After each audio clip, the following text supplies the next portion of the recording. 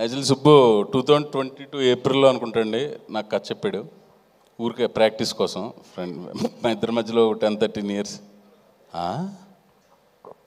10-13 years అదే sir మీ గురించే tension అంతా మీరు లేకపోతే అసలు ఈ గొడవ లేదు నాకు.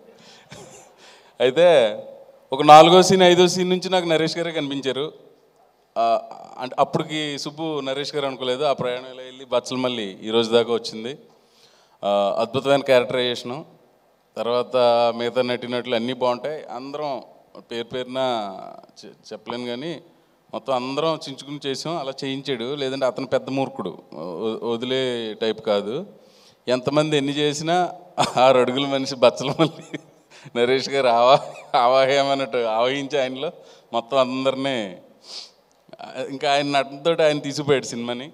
అలాగే అమృత అమ్మాయి పేరు కావేరేమో ఒరిజినల్ అన్నట్టే చేసింది. అమ్మాయి అక్కడే పుట్టి అక్కడే పెరిగిందేమో అన్నట్టే ఉంటుంది కదా.